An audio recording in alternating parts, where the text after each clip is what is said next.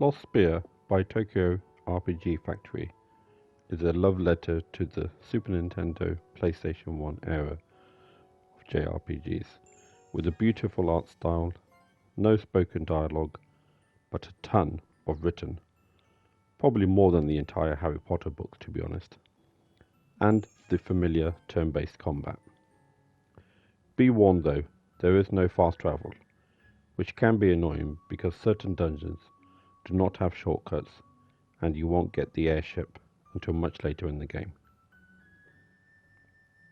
You start the game as Kanata, a swordsman from the village Algarth, who develops an ability to restore lost structures from memories.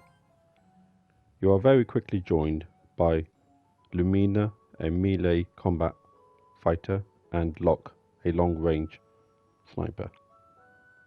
The game slowly introduces other characters who will join your adventure along the way for a maximum of 8, but you can only select 4 in your current battle team.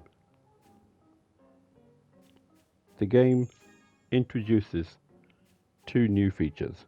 The first is Spirit Knight, where you have to equip a skill to use in combat, but you can then link a momentum effect to each skill. For example, recover HP every time you use that skill in a battle. In combat, each skill will have a cooldown timer, which will reset after a number of turns. The second new feature is artifacts. There are various locations on the open world where you can build a structure to give you a boost. For example, the Mystic Eye artifact will give you a world minimap showing you the locations of dungeons you have already visited. There is no random encounters in this game. All combat is within dungeons. During combat, you can build up a momentum meter by performing attacks, moving your character or using skills.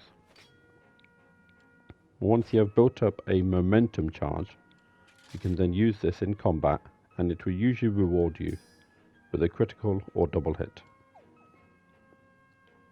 With certain characters, it can be an advantage to ensure they move around the battle area so that you can line up a multiple hit attack. Equally, you need to be careful to ensure your characters are not too close together so the enemies can't get in an area of effect attack.